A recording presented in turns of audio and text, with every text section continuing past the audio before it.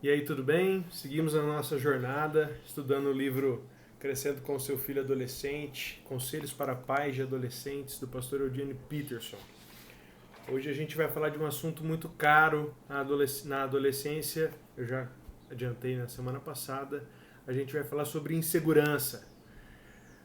Quantos pais de adolescentes já não ouviram? Você não confia em mim, né? Você não confia em mim? Ou a pergunta, você não confia em mim? Não tem outra fase na vida de alguém que se sinta tanta insegurança como na adolescência. Bom, talvez na fase de ser pai de adolescente, mas a insegurança ela faz parte do adolescente. É muita mudança, é tudo muito novo ah, e a adolescência, o adolescente ele tem muita necessidade de confiar e de receber confiança. E os pais são, ou responsáveis, são peça-chave nesse processo dele aprender a confiar e de ser confiado, né? Ah, mas esse período do adolescente com seus pais é um período de muito atrito. Muitas vezes rola essa desconfiança, né? Ah, os pais querem que o filho dê certo na vida, vamos colocar assim, né? E às vezes trata o filho como um animal a ser domado, né?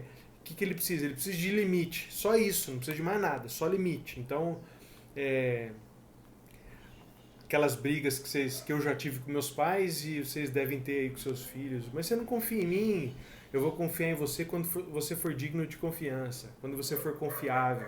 Você não consegue fazer as coisas que eu te peço, como é que você quer que eu confie em você?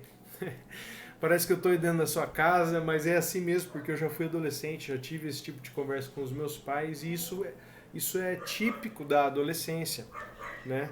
Ah, mas não precisa ser um período em que a confiança inexiste dentro da casa. Alguns pais falam assim, bom, é adolescente, não tem o que fazer. Ele não vai confiar em mim, eu não vou confiar nele, e quando ele crescer isso aqui vai passar e tá tudo certo. Mas não precisa ser assim, né?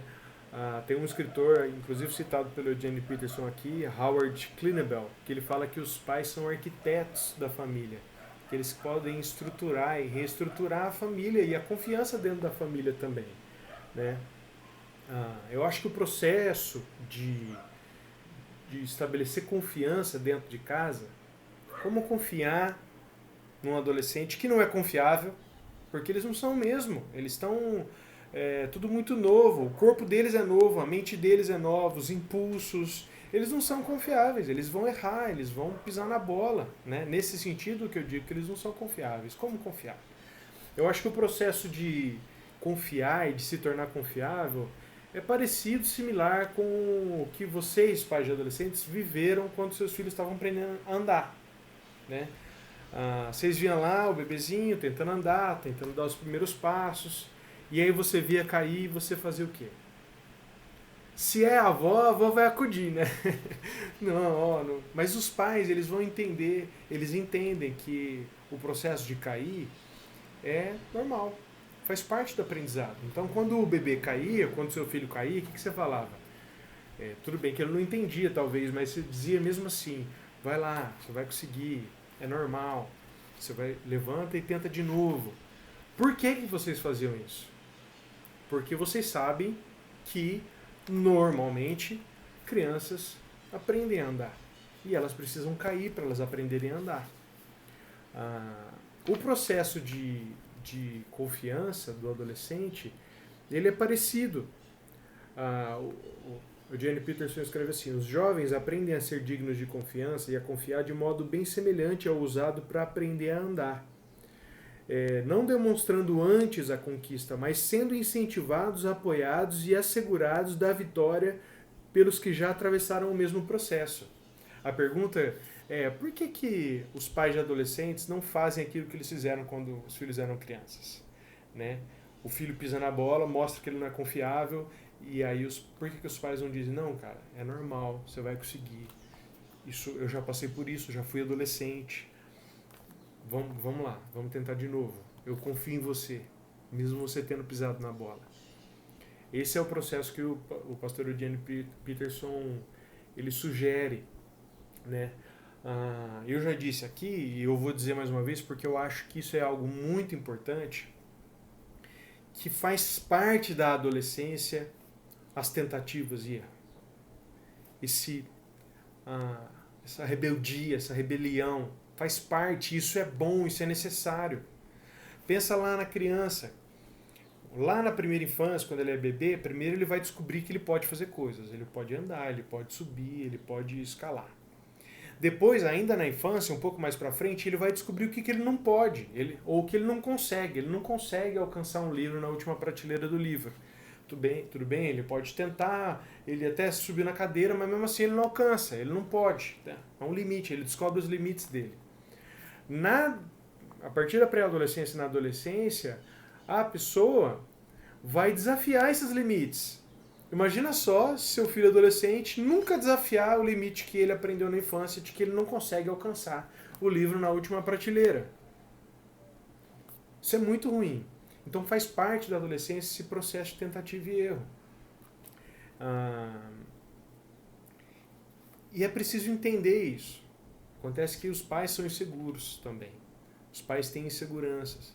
E aí, às vezes, os pais inseguros, talvez lá na infância já, quando o filho cai, vai acudir. Aqui, quando o filho pisa na bola, não aceita. Diz, eu não vou confiar enquanto você não for confiável. Né? Isso é muito comum, isso parte de nós, assim, isso é quase que um impulso. Como é que eu vou confiar se ele não demonstra que eu posso confiar nele? Né? Mas o pastor Eugene Peterson vai dizer assim, alguma coisa que a gente já sabe, adolescentes falham, ou seja, eles não são confiáveis mesmo, porque eles falham, eles estão aprendendo, eles ainda não sabem. Não jogaram esse jogo, passaram as outras fases, mas essa eles estão vivendo ainda. Né? E ele vai dizer que eles só aprendem a ser confiáveis quando alguém confia neles. Muitas vezes os pais não querem correr o risco de confiar nos filhos. Porque quando chega a adolescência, os pais já pensam no pior. Eu vou confiar, meu Deus, o que vai acontecer? E às vezes rola medo. Às vezes o medo impede dos pais confiarem nos filhos. E automaticamente, consequentemente, impede que os filhos cresçam e se tornem pessoas confiáveis. Né? E quando a gente está falando de pais cristãos, isso deveria ser mais natural, esse processo de confiar nos filhos. Porque se a gente meditar, pensar em como Deus nos trata, como Deus nos tratou e nos trata, Deus exatamente faz isso. Ele confia antes de nós sermos confiáveis. O apóstolo Paulo falou lá em Romanos, e eu até grifei aqui, Romanos 5,8, mas Deus demonstra o seu amor por nós. Como? 2 pontos. Cristo morreu em nosso favor quando ainda éramos pecadores. Deus confiou quando ainda a gente não era confiável. A gente não era confiável. E Deus amou. 1 João vai expressar isso de maneira mais clara ainda. Nós amamos porque Ele nos amou primeiro. Olha só. Ele vai dizer assim, que nós amamos porque Deus nos amou primeiro. É assim que funciona o processo de confiança. A gente se torna confiável porque alguém confiou. Você já pensou que com Deus, a gente não pede perdão e aí Deus aceita o nosso pedido de perdão? É ao contrário, Deus perdoa e aí nós aceitamos o perdão de Deus. É isso que o apóstolo Paulo falou aqui, em Romanos 5,8.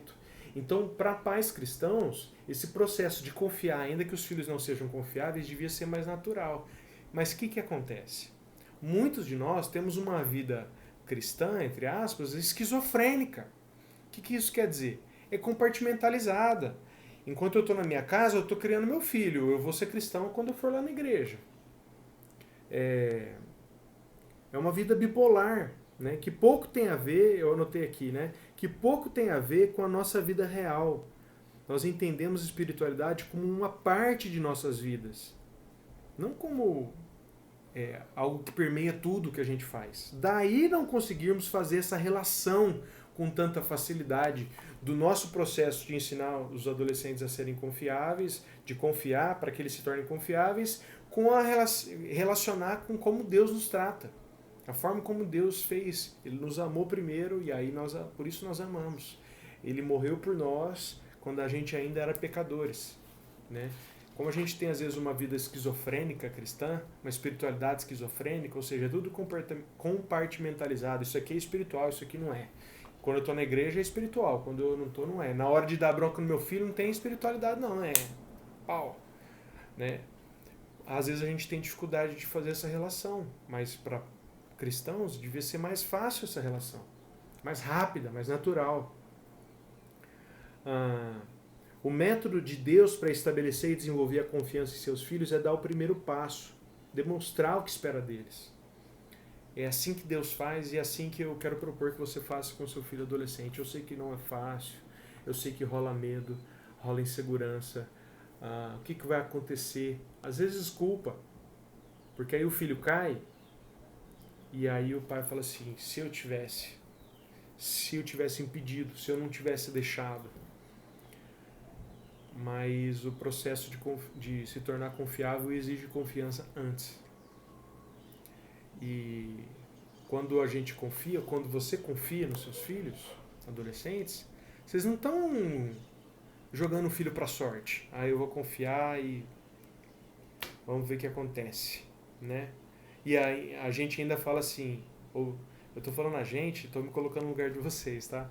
Mas se fala assim, seja o que Deus quiser, como se... E a gente fala, seja o que Deus quiser, mas a gente está querendo dizer assim, é sorte, estou jogando pro alto aqui, vamos ver o que acontece. Mas quando se confia no adolescente, no filho, a gente não está jogando pro mundo.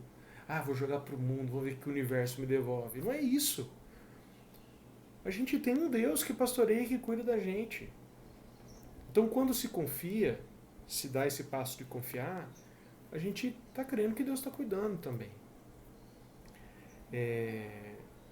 Então quando você ouvir aí do seu filho, você não confia em mim, de repente você pode responder, realmente filhona, não confio, tá difícil, mas eu quero tentar. Você pode até falar, olha, a gente não é confiável, eu também não sou, você não é, a gente falha, a gente erra. Mas assim como Deus confiou e nos amou antes que a gente amasse, que a gente fosse confiável, eu quero confiar em você e eu estou tentando, estou nesse processo. Então você também tenta confiar em mim, mesmo eu ainda não me mostrando confiável no nosso relacionamento. E para que isso aconteça, a gente precisa fazer algumas reflexões, é isso que eu quero propor para você. Pensar aí. Primeiro sobre você. Que inseguranças você enfrenta hoje na sua vida? Relacionada a que fase? Saúde, profissão, morte, seus filhos, outra coisa. Que inseguranças você experimenta na sua vida hoje? Você, estou falando de você. Pensa, faz essa reflexão. Que inseguranças você enfrenta na sua vida e como sua confiança em Deus fornece orientação para você lidar com essa insegurança? Como que é esse seu relacionamento com Deus de confiar e ser confiado? Pensa nisso.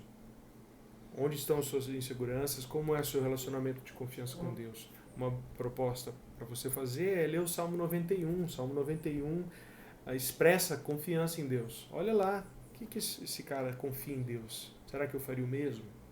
Dá uma lida, medita no Salmo 91. E depois de fazer essa primeira parte, sondar o seu próprio coração, aí você pode tentar se colocar no lugar do seu filho. Que inseguranças ele pode estar sentindo? Que inseguranças ele pode estar experimentando nesse momento? Se colocar no lugar dele, né? Talvez lembrar como que era na sua adolescência, que inseguranças você enfrentou. E aí refletir sobre o tipo de relacionamento que você quer construir com o seu filho. Se você quer domá-lo, ou se você quer ensiná-lo a ser confiável, confiando nele antes. E aqui, já encerrando, fazer um parênteses do que eu tenho pensado, é uma pressão muito grande, em cima de todo mundo, mas especificamente em cima dos adolescentes, a sociedade que a gente vive hoje. Nessa sociedade do empreendedorismo, agora o empreendedorismo não está mais só no mundo dos negócios, está em tudo. Então a gente olha para o mundo e pensa que as oportunidades são muito grandes, qualquer um pode dar certo, é só tentar, é só se esforçar, tem oportunidade tudo, a gente tem internet, está tudo no computador, está tudo online, é só tentar, só se esforçar. E a pressão é muito grande em cima dos filhos. E alguns pais, e eu caminho com os adolescentes e eu vejo isso, não aceita nada menos do que excelente dos filhos.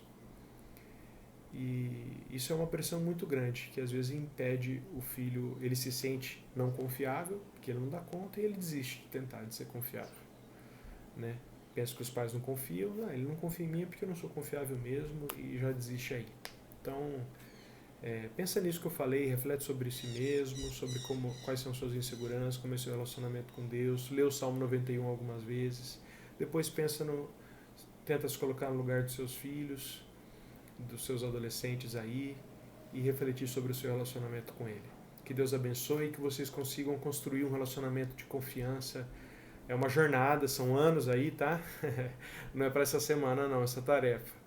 Mas que Deus abençoe e que vocês possam, que o relacionamento de vocês com Deus possa nutrir com exemplo, com fé, com graça, o relacionamento de vocês com seus adolescentes, tá bom?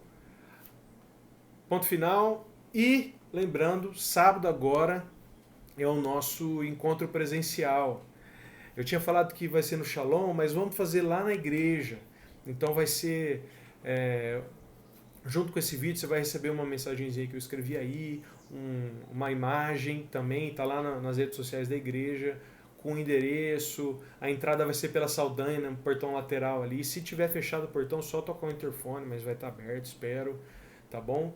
Vai ser lá o nosso encontro, vai ser muito legal, com a psicóloga Maria Cristina Luciano Rodrigues. Ela é psicóloga, tem muita experiência em relacionamentos, a linha dela é que ela é especialista, trabalha justamente sobre relacionamentos, tem experiência de falar com famílias, então vai ser um tempo muito bom de aprofundamento, tá bom? Desculpa, eu me delonguei hoje, já 17 minutos, mas é isso aí, a gente se vê sábado, você pode divulgar para outras pessoas também, não necessariamente gente que está acompanhando o curso, tá bom? Deus abençoe você, tamo junto!